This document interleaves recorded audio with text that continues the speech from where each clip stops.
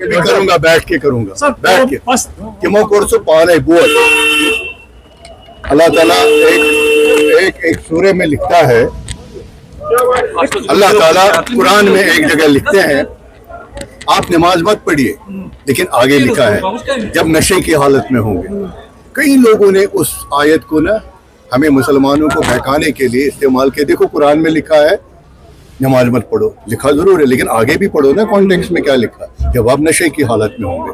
इसी तरह ये जो लोग हमारे दुश्मन हैं, हमारे पीछे बैठे हैं, ये हमारे इंट्रोज के चंद वर्ड, वो तो 14 सेकंड का वर्ड, ठीक है ना, वो निकाल के हमें बदनाम करने की कोशिश करते हैं। मतलब थोड़ा सा मैं आपको यहाँ पर दुरुस्त करने की वो 14 मिनट का, मेरी बात सुनिए, कहा है, 14 तो नहीं कर सकते। वो 14 मिनट का इंटरव्यू है, वो पूरा देखिए। ये 27 अप्रैल का इंटरव्यू है, जिस वक्त पूरे कश्मीरियों को हिंदुस्तान में एक नैरेटिव चलाया गया कि कश्मीरियों ने इनको मजहब पूछ के मारा।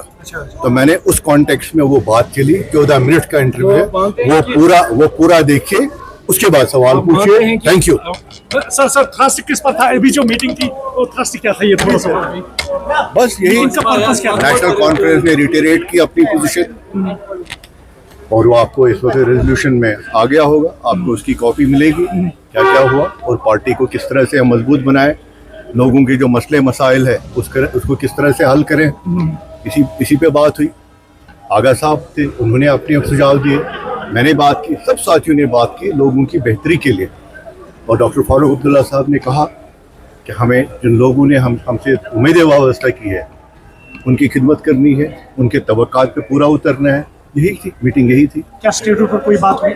बिल्कुल, स्टेटहुड क्यों नहीं, जो हमारा कोर एजेंडा है 370-35 है, हमने कभी उसको नहीं छोड़ा। हम बिल्कुल वादाबंद हैं, हमारी पार्टी, हमारे लीडर, हमारा जो नजरिया है, हम उसके साथ। ऑर्गेनाइजेशन एक्ट पर भी बात हुई, जो भी सेपरेशन है, दो पावर से ड्यूअल पावर चल रहे हैं, उस पर भी बात हुई।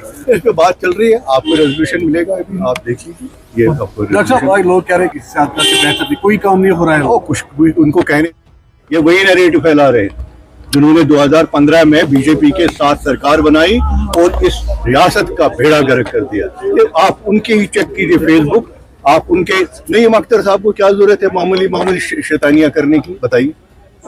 काट के वो इंटरव्यू किसी की बात को और उसको एक्सप्लॉइट करते हैं, लोगों को बहकाते हैं। ये तरीका है उनका, वो तो बुजुर्ग है। तो आप मानते हैं कि वो पीडीपी ने वायरल किया था? सब, और किसने किया? यही तो लगे हैं, ये बातें काटते हैं। ये वही लोग हैं, जैसे मैंने पहले कहा, कुरान में जो लिखा आप नमाज ना पढ़े, लेकिन आगे लिखा जब नशे की हालत में होंगे। यही बस, ये कुरान में लिखा है कि आयत में नमाज ना पढ़े, वही फैलाएंगे। ये वैसे करते हैं, इन्हीं का कहना, इनका नैरेटिव है।